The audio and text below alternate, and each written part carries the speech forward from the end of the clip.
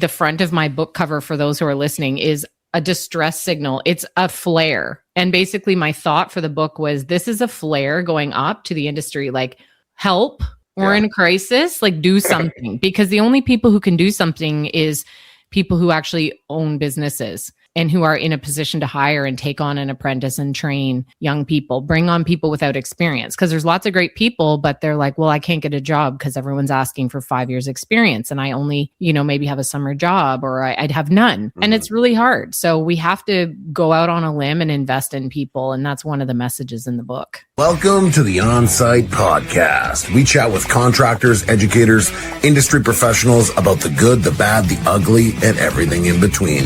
So without further ado, let's fucking get into it. All right, welcome back to the On-Site Podcast. I'm super excited to dig into this. We've got a special guest today, the official new bestseller as of yesterday. Manya? Yeah. Is one of the educators inside of the community, specializing in HR support and other type of communicative relative support assistance. But she just launched a new book, and I'm excited to get into this with her today. So thank you so much for being here. Hey, thanks for having me. You're my first podcast since we hit #1 bestseller last night at 10:30. Let's go. Yeah, I ordered my copy. Appreciate right it. Thank you. Yeah.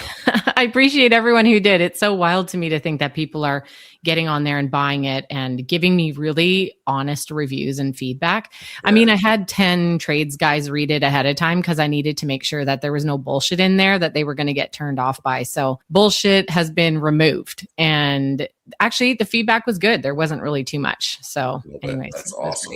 Well, we'll plug the book right out of the gate. Where can people go find this book? Okay, I'm rolling, if you hear my chair. Yeah, you bet. I'm grabbing a copy here. Actually, I don't have too many physical copies yet. The box is supposed to arrive at 2 p.m. today with all my hardcovers, but It's called Pass the Torch. It's a rallying call to rescue the future of trades. And it's written, by me through Generation Tradesperson. And we'll get into what that journey looked like, but it's available on Amazon, Barnes & Noble, Indigo, my website, bulk orders, all that stuff. So it's kind of everywhere. The audiobook is going to be released in the next few weeks as well. I've already recorded it. It's done. It's submitted because I know a lot of our readers are listeners, right? These are guys going to listen to it in the truck. And it's about a 5-6 hour audiobook. So like my husband listened to it in one go on a long drive. And he's like, it's basically like a 2 Sean Ryan shows. It's easy. It's like not as interesting maybe, but yeah, it's, like just a couple long podcasts. So it's a good listen. And I did narrate it myself. That's great. I saw that you were recording that. I've loved following the journey. I know that you were a little bit reluctant, like you'd mentioned earlier, about digging into using social media and Instagram. And so, I'm assuming that if somebody is wanting to quickly follow you on Instagram, that'd be a great place to find the book as well. Yeah. So follow me, Manya_Horner on Instagram. And also I'm pretty active on LinkedIn. So I'm there as well. I sort of get different people on different platforms and sort of different conversations happening. So I find the LinkedIn community is actually pretty cool. I'm connected with a lot of interesting guys around the US, especially who are doing a lot to attract and find tradespeople because they're desperate. Everybody's desperate to find good people, well, especially they're declining. Growing a team.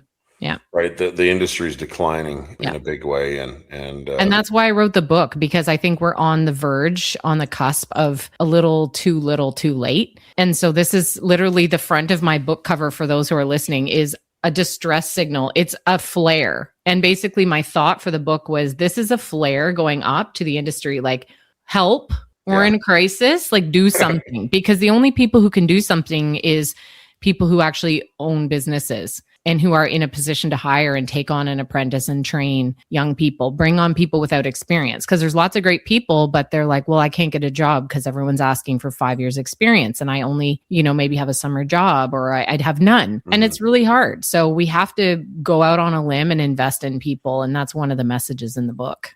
I love that. Well, I mentioned to you earlier, still a bit emotional too. Even when you talk about like passing the torch, my son is, last night he lost out in in finals, I guess, whatever you want to call it, semifinals. And so we're talking hockey, right? We're talking organized hockey, or as organized as a community can organize it, but organized hockey. And so he's been playing for 15 years.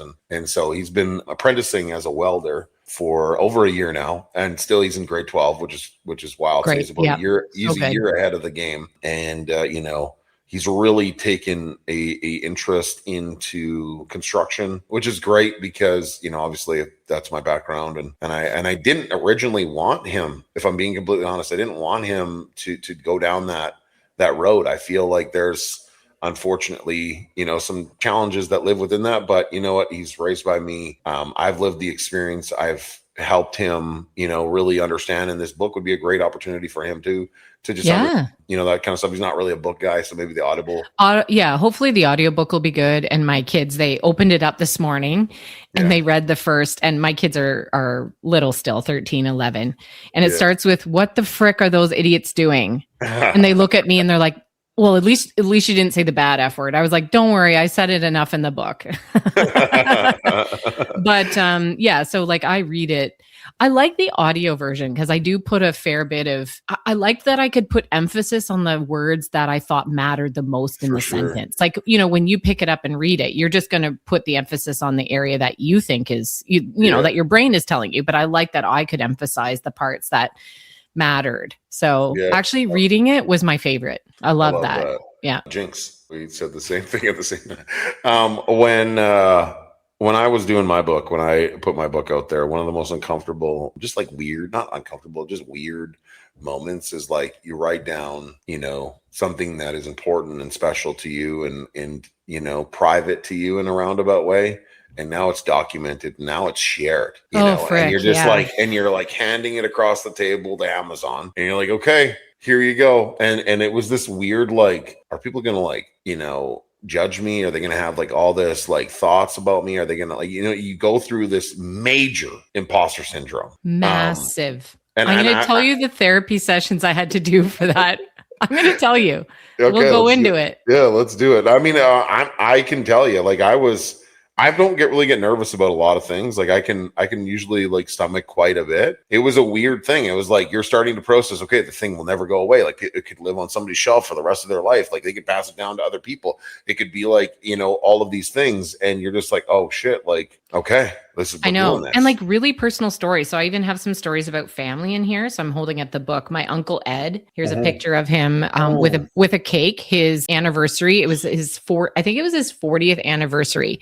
So he was a general machinist, welder, worked for Esco Weir. They're a big steel buckets and like mining and digging, like really cool. So he passed away and just this September had his funeral. But the story in the book is about his funeral. It was lined up with guys from the plant. Tears in their eyes. Everybody had stories about him. And I use him as an example just to talk about like the loyalty that you can get from your workers. And the plant literally put their flags at half-mast for him. And he was 5 years retired. Like it just shows company culture, like what it can mean, even in a big company that's gone union and has been acquired and all these things. Like there's still those elements of culture and humanity that's the reason why people stay, because it becomes more than just a paycheck. And I've got so many stories of like that in here. I even pulled in like some pictures of my grandfather who actually owned that plant. He died 4 months before retirement. Sorry, he was the plant manager. He didn't own the plant. I'm sorry. I was reading something else when I said it. He probably felt like he owned it. Yeah. And like pictures of him back like before he immigrated. So I talk a lot about immigration as a policy and a solution. So there's some really personal stuff. There's pictures of my dad working in here, projects that I worked on. And it was so funny because yesterday I went down to my favorite local coffee shop and there was the like I call them the old farts table. And I was like, hey, look it, the book's done. And they all know, they've watched me write it in the coffee shop. So I got a picture of them. They're all gathered around, hunched around, reading the front cover. And they're looking at a couple of pictures of projects that I posted, like, this is a veranda that I restored when I was doing restoration work. And so they're like, where is that? Is that over on King Street? Because they're like nosy Nellies and they all donate to the conservation efforts and heritage preservation funds. And I'm like, oh, that one? No. That's on Church Street across from the whatever. And they're like, oh, yeah, that's that house. So anyways, it's just really cool to see. But I mean, it's like your resume just put in front of everybody. Yeah. And one of the things I noticed that's really fucking weird is I put third generation tradesperson on the front cover. And do you know how hard that was? Because I'm not currently a tradesperson. I spent about 4 years in the trade working for my dad's business. And I had people say, does that make you a tradesperson? I was like, well, if you spent 4 years playing hockey, does that make you a fucking hockey player? Yeah, I think so. Like, do you know how to glaze a historic window? Yeah. No? Okay, well, I could right now. So like, does that make me a tradesperson? Having that label actually was really hard. And I didn't realize that would be questioned. Yeah. And I don't know if it's because I'm a woman or because I don't do it anymore. Like I'm now working as, for trades companies. I don't own or operate a company currently in the trades. Right. And I just thought, isn't that interesting? No, I love it. This is exciting. Hey, we've got an ad here. Make sure to pay attention. What's up, guys? Are you a contractor or business owner looking to take things to the next level? Well, I've got something for you. The Elite Builder Society is a community that helps contractors grow and scale. For $49 a month, you can have access to 20 group coaching calls. Look, you're probably wondering, how am I going to show up to 20 calls, Brandon? That's a lot. And yeah, it is a lot for $49 a month. But every call is recorded so you can watch it at your leisure. But you get the best experience when you're live on the call with us. Okay, at the end of every webinar, there will be a Q&A where you can ask the industry expert questions that you can implement into your business. Look, if you're ready to take things to the next level for $49 a month, go to ebsworks.com and register today. I look forward to seeing you inside the community. We had a great convo too prior to digging into, to pushing record and sometimes that's where the tea is where you're, in the pre-conversation and talking about all the things.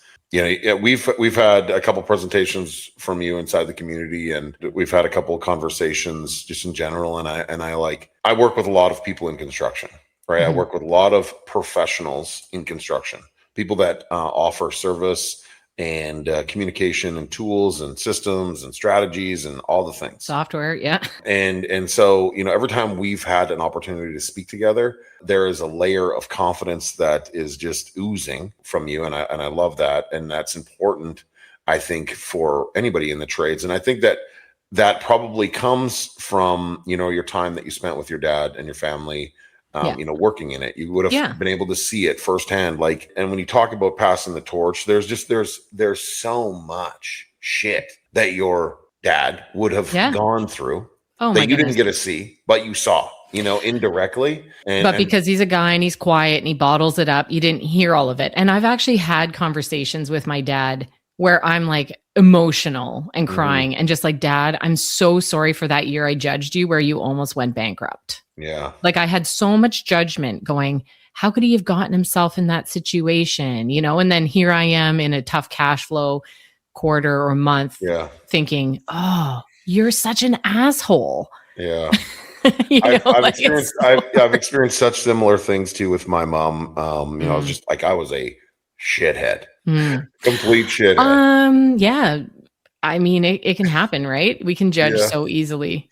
Yeah, quickly. So anyway, book is live, cited for you. I can just see how this has kind of raised your energy significantly, posting content online, which is great. I think that honestly, if you really lean into the person that you are and start sharing more of that just naturally every day online, you'll get a following of people because like you're just a beacon of support for the people that you offer your services to, and that book is the start of your life's work. Like you're probably not feels done. Like that. It feels like that. I mean, it feels like the start. I already have another book brewing to research aimed at the Gen Z worker because I'm sorry, buddies, but like we gotta like take the cool shit about us. And that actually, there's a whole chapter in my book right now that talks about each of the generations. It talks to them, each one. And it says, this is the amazing stuff that you bring. And here's the shit that you suck at. Like, here's the stuff we don't want to take from you. And I hit every generation. Like nobody's off limits here because we all have stuff that's really good about us, like innovative, like work-life balance, all these things. But then there's like, come on, like you gotta be willing to lift something heavy and try 3 times before giving up. Like, there's just aspects of each generation that need a calling out. And I do that. And I do think like I love young people. And I mean, you and I both have kids coming up into careers and they do sometimes need a kick in the ass. And that's okay. Day. Like everybody does. Yeah, every day, This morning. Yeah. this morning where I'm like, do you want the dog or not? Because you clearly are not acting as if you want the dog. So I will send her somewhere else where she's loved. Like, love it. You have not walked her and her water bowl is empty. Like, come on. So tell us a little bit about your journey. Like, so you were raised by a contractor, father, builder, and then you've navigated into some HR work, I believe. Yeah, let me give you a little kind of synopsis of that. Yeah. So a couple of things that may feel relevant and may not. So for starters, I had a really interesting childhood education. I actually was homeschooled for 6 years intermittently. And that was because I had a sister with cancer. And then I went to school and then just actually loved homeschooling better. I was really self-motivated. I love that style. Like what grades would that have been? Okay. So I was homeschooled from the very first grades, like SK grade 1. Yeah. Because my sister had cancer at the age of 5. She's fine now. She's a mom, kids, like it's all good. But it was pretty pivotal. My dad actually, that was when he started his business, was after he spent 9 months in the sick kids hospital with my sister. He had quit his construction job and then started his company that year right after because he had no other chance. Like he sort of needed to be there for his family, 4 kids, one just recovering from, a year of chemo. She survived and it was very, tough, very tough. So I homeschooled those years, went back to public, came back out, did certainly grades 6, 7, and 8 were homeschooled. And that was really cool because I'm a musician as well. So I got my teaching certificate in violin by the time I was 13. Oh, wow. And I played orchestra and I was really involved in gigs. Like I was making paid gigs as a 13, 14-year-old. Weddings. Like I was always very entrepreneurial and I practiced a lot because it was the 90s. I didn't have a TV. Like we just did our music. Like there was different things we focused on. So that's important to note. So my dad this whole time is growing his construction business and he works with a lot of guys from the UK and learns all of this heritage restoration from the UK. Okay. Learns custom window manufacturing, and he's a very craftsman type person. He's very artsy, really smart as math, and he's also a musician. So just kind of where are you guys located? We're in Ontario. Okay. East of Toronto. And actually, we were probably pretty influenced by our town because Port Hope happens to be the best preserved downtowns in Ontario. Okay. We're really known for our heritage architecture and have a very active conservancy group. A lot of money gets put into keeping all these beautiful buildings well restored. So he gets into that. So I grow up around beautiful architecture. My dad, who's always in the shop doing really intricate, beautiful work. And I'm in there with him. He teaches us to use all the tools. So I'm on the lathe, spinning spindles, manufacturing ultimately at a small scale for projects, for real work. Not because I was it was child labor, but because I loved it. I wanted to do it. And I'm one of 5 kids and we've all worked for my dad, all of us. And my brother still, he's taken over the business. He's 30 now, so things have evolved for him, but I got to work on a lot of sites. Now, mind you, it was through my teens, but when I was 14, I set up his business on QuickBooks. We went from paper-based to QuickBooks accounting, and you and I talked about that recently. He's still using the QuickBooks setup from 23, 25 years ago. Actually, they're ready to shut him down because he's not even on the online version. Anyways, we won't talk about that. That's his dirty laundry, but yeah, so I did all that stuff. I actually didn't get introduced to a trade as a career because I had really good grades in high school. I had high 90s.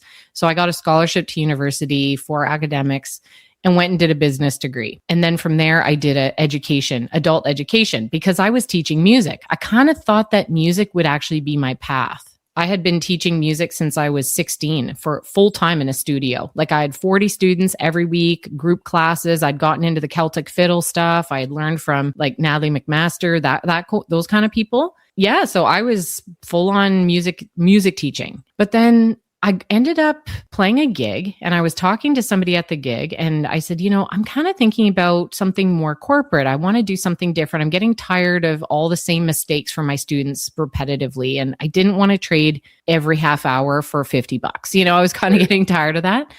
So she said, well, I work for the Club Med of corporate training. And she was this brilliant flute player, PhD, really smart.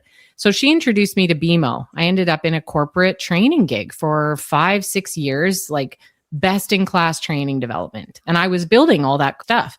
So I have had quite a career in corporate side of training development around skill training, coaching, communications, all kinds of stuff. I left there to freelance for about 5-6 years when I had really tiny kids, and then built my business about 5 years ago. And we do custom training development. So everything from like starter onboarding all the way up through career path training, so like going from apprentice to journey person to supervisor. We build apprenticeship programs even for unions. So we do a lot of training development. And then now we have courses that we offer more in the communication, leadership, supervisor side, and we develop those human skills. Those are pretty standard across all the trades. And we have the HR stuff. So I've got some really good HR consultants on the team who are doing fractional HR for companies, like, 5 hours a week or whatever they need. Yeah. And that side's pretty cool, but I'm actually more on the training. That's really my background. So when I built the business, I really wanted to actually accelerate people's skill. So I do a lot of skill development in the book. I include my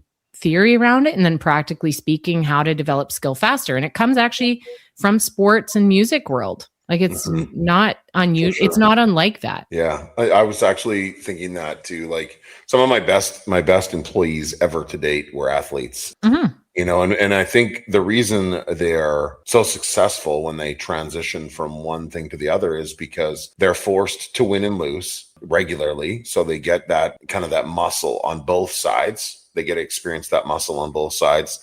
To get to work with or perform under several different coaches. So they develop personal skills with people because they're forced to either win or lose for somebody else, every other year, and the camaraderie, with multiple people and different groups and different people. And so I've always loved that thirst and excitement that, athletes always bring, or, competitive people always bring, because I feel like they're more geared to normal life. Normal life is going to throw you curves all the time, wins, losses, challenges, complexity, people that you don't like, people that you really like, people that change, midway through when you like them. Now you don't like them anymore. And I think it really cultures you for your life. And, that's also what I'm so excited about. And that's what I was kind of getting emotional about when you talk even about like passing the torch. It's like for my son, he's going to go from this life experience that he's built for the past 15 years into this new life.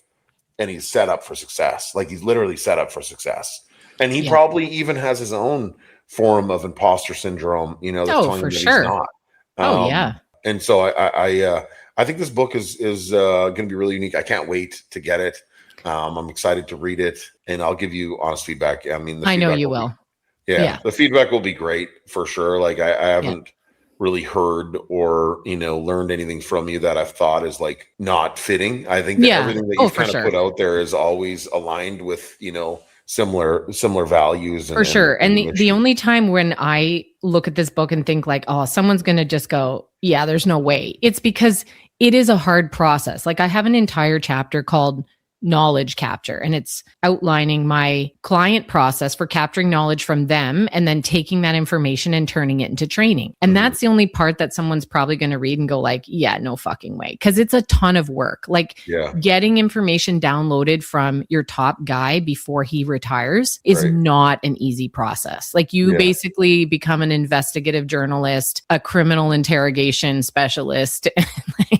Because you got to like pry the information sometimes out of them and just know what questions to ask to extract it. And we do a lot of body worn camera to get footage. Like there's a lot of things you got to do to get this stuff from people if you haven't had a formal mentorship or documentation process. And I share stories in here. Like I learned from this old guy, Bronco. Literally, I just flipped to his picture right here. This guy, Eastern European, English atrocious, spelling even worse. And he taught me everything I knew, and I can still shape a scraper to work perfectly. And like, I know exactly what to do because he showed me the tricks. Yeah. But like I have to share that to someone else. Otherwise no one else will know. Like I'm just as much guilty of having to pass the torch as anyone else. Like none of us are off the hook. Oh, actually. And when you even explain it like that, like I feel like in my life journeys, I had some really good mentors in my life, and and mentorship and coaching and stuff really wasn't around when I was building my business. No, it wasn't formal back then. Yeah, like, and it's too bad because it's so good. Like Some of the work that I've done with some of the people that I work with is just like, I wish I had access to something like that. But my son and I were at the dump, and there were these pipes coming out of the ground, right? Mm-hmm, yeah, and the ethanol or methyl. Yeah, they're whatever. laid up the hill, and I was like, "What do you think those are for?" He's like, so the pill doesn't burn or something." And I tried to, and then I looked at it as an opportunity to explain. And so I noticed that I do that so much with them, and there's probably only like 20 or 30% of it that they actually retain, but I'm just constantly, maybe more. I think there's a fair bit, and I do say to the kids, I'm like, if I get annoying, just tell me, but I'm not going to stop, because I only have so many years where I have your attention. Yeah, it's crazy. I have a lot to share. You feel like you want to set them up for as much success as humanly possible, and give them just everything. You're trying to get them to download everything in your head, everything that you've gone through, so that they can maybe avoid some things that they don't need to go through, and maybe capitalize on things that maybe we, didn't capitalize on. Well, and they're going to learn it somehow. And my worst nightmare is like when my son holds his fork. I'm going to use a stupid example, holds his fork a certain way. And I'm like, where the heck did you learn that? I know it's from some random YouTuber named Nick, who's like the meat man on YouTube or something. I don't know. Like, they're going to learn it from somebody. So if you don't, sometimes I look at it and I think, why are you doing it like that? Well, he was influenced by some idiot online. Like, if I want him to have my way, I got to show him my way. I got to brainwash him. You got to create more content. You got to do the same thing. You got to create more content. One of the things you could do too, just a thought, I don't know if this is really a thing, but when you created your Audible book, YouTube is like going to be crazy. Oh, crazy. It's going to be crazy. And maybe there's a way that you can kind of convert the book into video chapters where you're actually reading, because you have so much like movement energy when you're speaking that I think it could be an enjoyable read where you're reading it kind of, live. I would read it again. I would read it again for sure. I actually thought being in the studio was really fun. And after the first chapter, I had 2 days. Did you record it? I did. I recorded it. I went to like a proper studio, a guy that I know. Recorded the whole thing though? The video didn't work that well because it was picking up a bit in the studio. He didn't like that there was a bit of interference. So he ended it. But the second day he recorded on his fancy camera. So I'm hoping to get, at least some of it. But I mean, I'm not interacting with the screen. I could do a better job. Yeah, but you should do that. You should look at, honestly, like I've heavily encouraged people to, this would be a great promotion for your book. And this is airing, this podcast is airing on May 18th, by the way. Nice. It's a ways away, but that'd be a great little exposure tool for you. Read the whole thing again and record each chapter and post that as YouTube shorts and long format every chapter. You just carry a lot of visible energy when you're speaking, and I think that would really translate through in the book, and I would really enjoy that, honestly. Yeah, well, and I think it was good. The studio producer, he's like, paused the thing. He goes, "Wait, have you done this before?" And I'm like, "No." And he's like, okay, because this is really fucking good. Like, I'm going with no stops, no mess ups, no breaks. And I'm like, guy, I'm going to Florida on Saturday morning. I gotta get this done 6 hours before I have to pick up my kid. Like, we gotta roll. Let's go. Like, you're slowing me down. No way. Yeah, you should, honestly, if you're that well organized in reading it, I honestly think you should look at doing that. Like, yeah, we'll see. Well, it actually goes live in 10 days to buy on Audible. So we'll kind of start there and see what the uptake is. But I think it's going to be really good because honestly, most of the guys who I'm texting, they're like, I haven't read a book since grade 5 when I plagiarized my book report. So like, where's the audio? And I'm like, it's coming, but don't be a butt, like buy the book too, because there's a lot of good stuff in here that you might want to come back to. So that's the only thing is, bookmark it, and it's, decent size font. So it's not too hard to get at. Anyways, I don't know. Do you want to talk about anything other than the book? I feel awkward promoting this thing. I'm not going to lie. Now okay. So we're going to talk about that because when we originally were talking, you said that you don't really self-celebrate. And that's like something that you have to incorporate as a non-negotiable in your life. I've started because it's nuts. It's not natural for me to celebrate anything.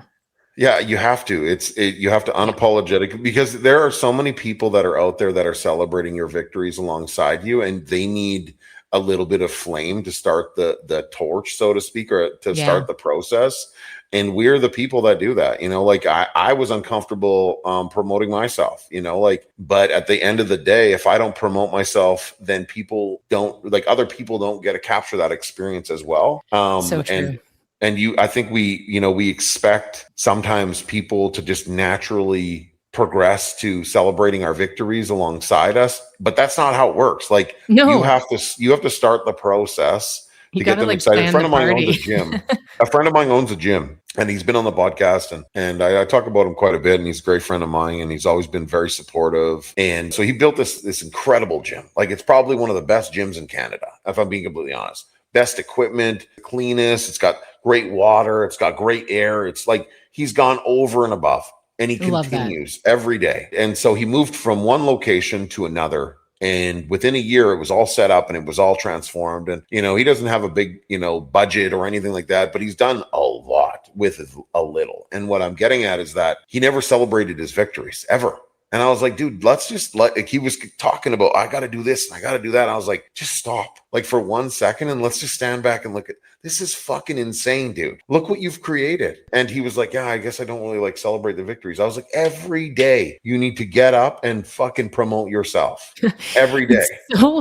It's funny. Okay. So I didn't even stop and celebrate my first over $1 million year. Mm-hmm. And, these are milestones, especially for women. Do 1% of women-owned businesses gets over $1 million in revenue? Yeah. It's a really small percentage of women-owned businesses are over 7 figures. And I was like, oh, we did that in 18 months, and I was just like, okay, yeah, cool. And it was my accountant who sent me an email and was like, way to hustle and grind. Holy shit. Cause we went from 250 one year to 1.2 the next year. It was just a ridiculous leap. And I was like, okay, if my accountant is telling me I should probably pay it notice, maybe I should. So I actually saw him because, small town, I saw my accountant, I shared the book and he's like, good for you. Isn't it brutal how we have this stupid trauma response where we've never achieved. So we're forgetting that, wait, this is actually an achievement. Stop along the way and stop and smell the roses. And I think that you have to, I think you have to.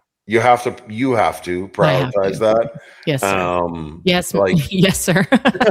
I think you have to prioritize that, just as as a regular part of your day to day. Not in it's not even an egotistical way. It's just I want to self-promote myself and my great success and my achievements because I've also gone through, some hard things. You've gone through some challenges in your life. And things, you just talked about your sister and I don't know what your celebration was like after that, Probably nothing. Yeah, that's not, that we have got to make daily celebrations. And the other cool thing that I also really enjoy doing is focusing on other people's celebrations. So that's something that has really been, a natural filler for me where I will just I will attach myself to other people's success, not in in a negative way. It's more just I want to celebrate that victory for you because I'm so happy because I know that you're probably not doing it enough. I love that. And I think it's the cheerleaders seriously in my life that have made me stop and pay attention. I have one good, amazing childhood friend, Laura, and she yesterday goes, meet me for coffee at 10:30. So I meet her for coffee and she's got flowers and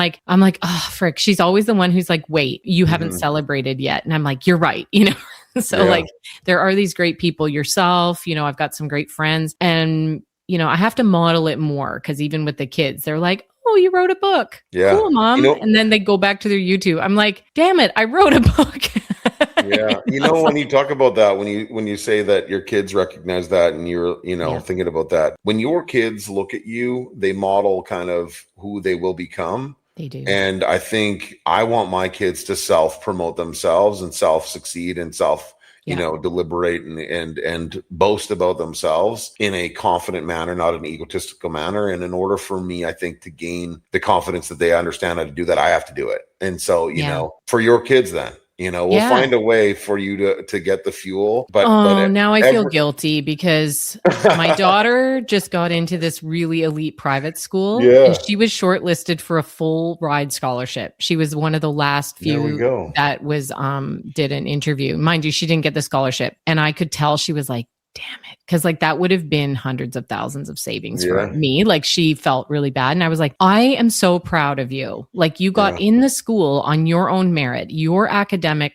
achievements, you're being a cool ass kid. You know, you talked about volunteering and, you know, participating and all these things, which is why you were chosen for the scholarship shortlist in the first place. Like that's all on you, girl. Yeah. You know, like you got the piano thing, you did all that and you know, play the sports and are excited about trying new things. Like they didn't need her to be a genius to get the scholarship. It was more about being a well-rounded, interesting person that they wanted, you know, as part of the community. And so I'm like, that's you, girl. You know, and she was kind of like, oh, okay, was this a big deal? I'm like, yes, it's a big deal. Like not everybody gets into this school. You're projecting on her that she has to celebrate it, but you're not celebrating your own stuff. Right. So I gotta take my own medicine. Yeah, you gotta, and it's a hard thing to do. It's really hard. You know, like it's probably one of the hardest things, especially for the greatest people. Like the greatest people are the quietest ones, and that's okay. Well, and I admire so many amazing people, and I don't see myself in that category always. And I think that's the challenge is,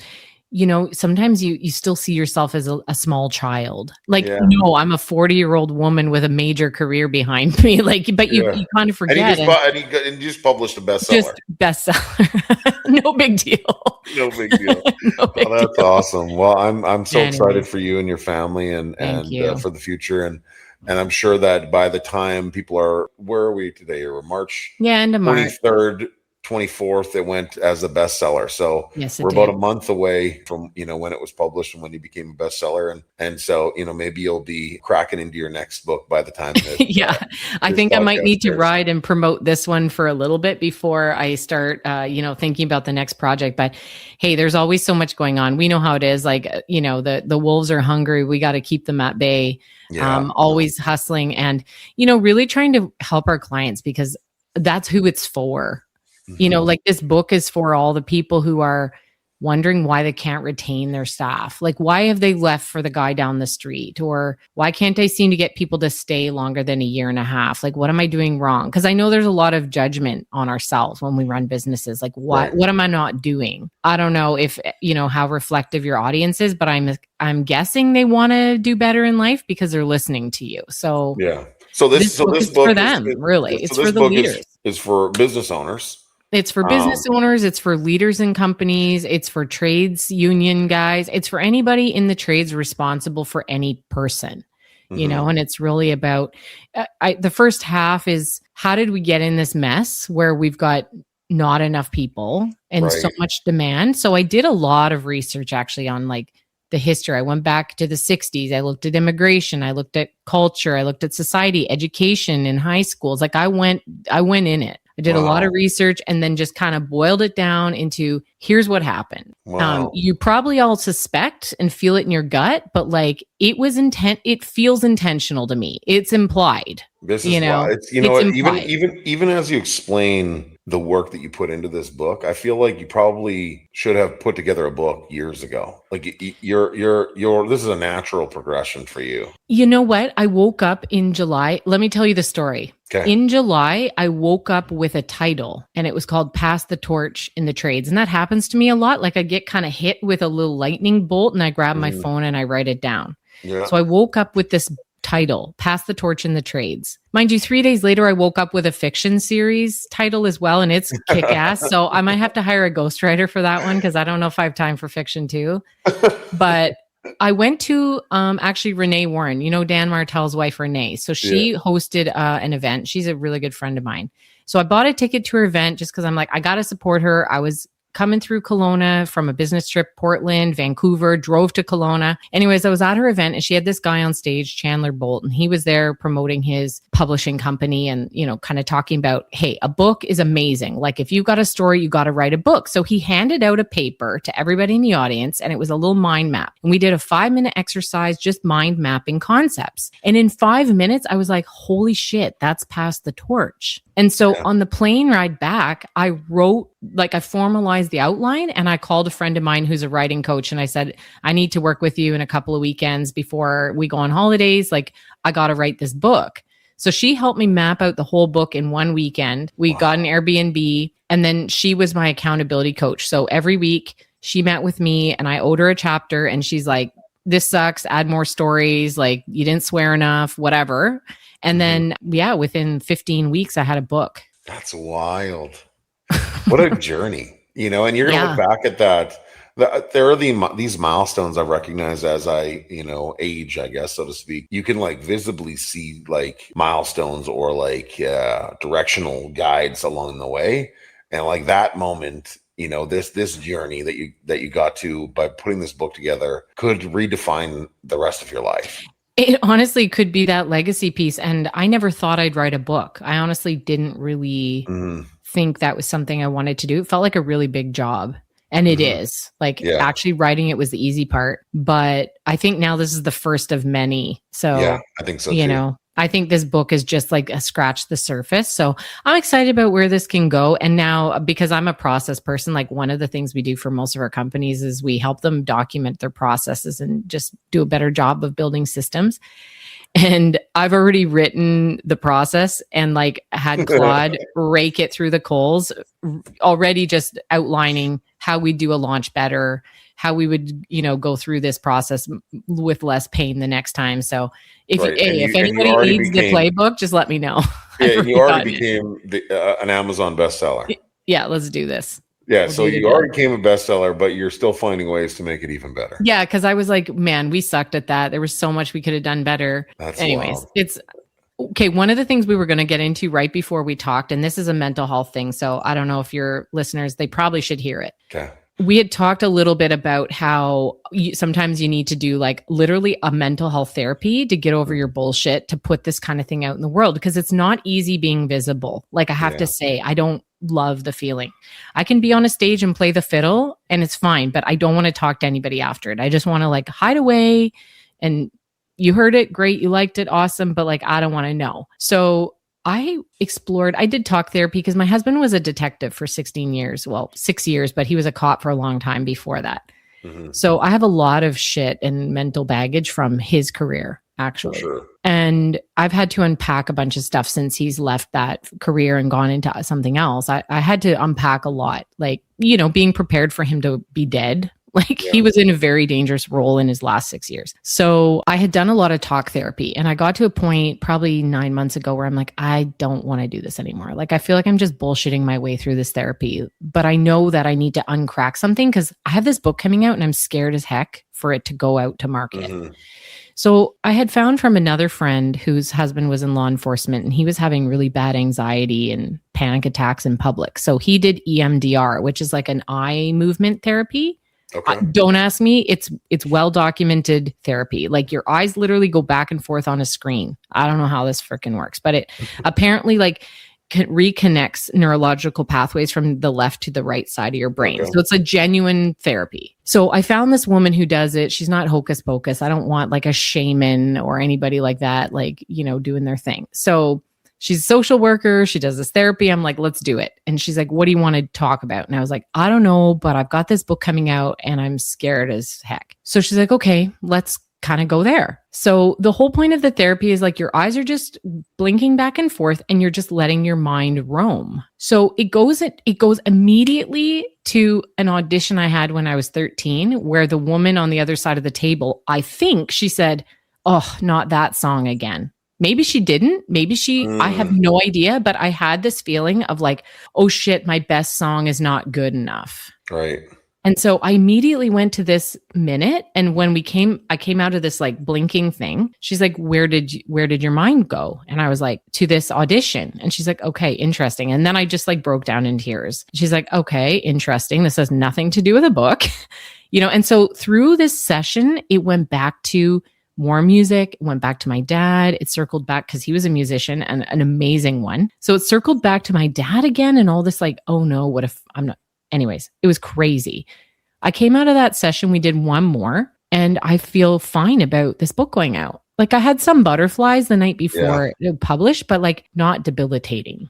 Yeah. So I think sometimes like finding these therapies that actually work are important. And I'm coming from it from a PTSD angle. Like there's legitimate Yeah. No, I think especially that even like when I put my book out there, it was just uncomfortable. You're putting yourself in a position, a vulnerable position. I post content regularly, and I mean that in itself is a vulnerable position. Earlier today, I was super emotional. Talking about my son's thing. I recorded myself literally crying, and I'm like, okay, should I post this? Should I not post this? Should I post this? And so you get in the stage, and you know what? I think the audience deserves a true version of you. Like, I think the audience deserves who you are, and the right people will align themselves with you. And you're always going to have haters. You're always going to have people that, judge and ridicule you and have these opinions and thoughts about you. But at the end of the day, that's not why you're doing it. You're doing it to provide for the people that benefit from whatever you're putting it. Yeah. That want it. And so, and a lot of times, unfortunately, those aren't the people that are voicing the happiness. Just like you're quiet with your wins and your success and that kind of stuff. And I think really people need to focus on really using their voice to celebrate other people in the loudest way possible, because there are so many limited people that do that, and there's so many negative people that are so quick to talk about the negative stuff that you feel like in a roundabout way that that's all the noise, but it's really not. The noise is all the positivity. I'm excited for your book. I'm excited to get it. I should be getting it in the next day or two. One more time, on Instagram, where can people find you? Because they can access your book through your Instagram. Manya_Horner, Manja. Have a bit of a weird name there. And my book is... Unique name. Unique. It's a Dutch name, but it's not typical. Yeah. It's a J, like, I don't even know. It's like like yam, but it's a J. It. Well, when I first met you, I messed your name up. Oh, that's okay. I don't even worry about it, because it's like, whatever, like, go for it. Yeah, well, people mess up my last name all the time. The worst was going to the bank when that's true.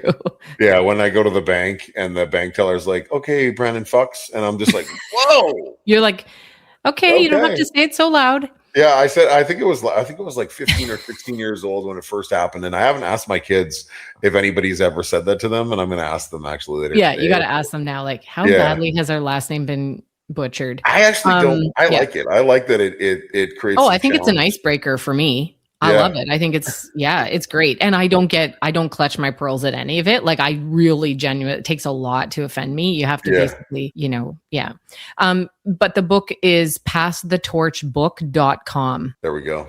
Passthetorchbook.com. Right there. Awesome. Wow, you were quick.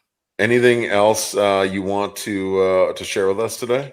No, I would just say, open your mind to the idea of giving young people a chance in the trades. I think that's the key right now. It's going to cost us a little bit, hassle, because nobody wants a brand newbie. But I think it's our duty right now to take at least, several young people over the course of our career and try and give them a chance and train them, because we're not going to make it with enough tradespeople unless everybody takes some. You can't just go headhunt the top guys. You've got to give young people a chance. And they're going to suck, and you're going to be like, you hold a tape measure like that, you're an idiot. It's going to happen, but like, it's not their fault. They just haven't had the chance yet. So.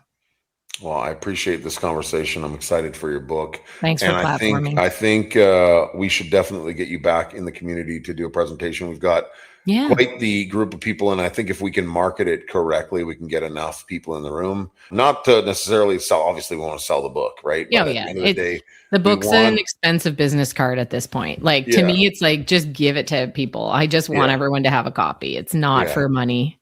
Love it. Yeah. Well, I appreciate you, and I'm excited for your future as a book writer. Yeah, well, I'm excited too. And when your son's ready for an interview, he's the age that I need to interview. I'm partnering with a university to do primary research for the next book. Yeah, he'd be down. Yeah. I mean, it's awkward. You're good luck trying to crack him. He's going to be like, what do you mean we're having a conversation? When he was younger, like not even that long ago, during the summer, I bought him a membership to a golf club, and he would go there. I think they're like 5 years, maybe more, and he would go on like with a random foursome.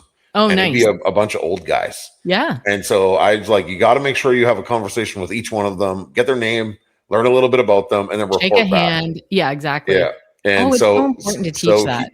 he should be able to hold a conversation, but yeah, He'll let get me know. there. He's clearly just, there's an age where they're self-conscious and kind of too cool for school, and it happens.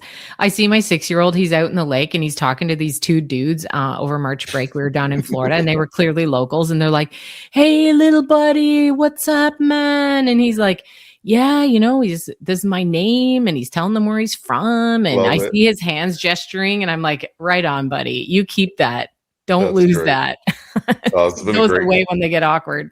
This has been a great episode. I really appreciate you. Excited for your book and all your future success and your current success. Thank you. And to get you to present back in the community again. Thank you so much. Thanks for having me. Thanks for listening. Yeah. All right, everyone. Thanks. All right, that concludes this episode of the On-Site Podcast. Remember, if you enjoyed this episode, please pay the tax, share the show. Guys, if you want to be a part of the Elite Builder Society, all you got to do is pay $49 a month. That's it. $49 a month. You get 20 group coaching calls every month. Okay? Go to ebsworks.com and register today. If you enjoyed the show, please pay the tax and share the show.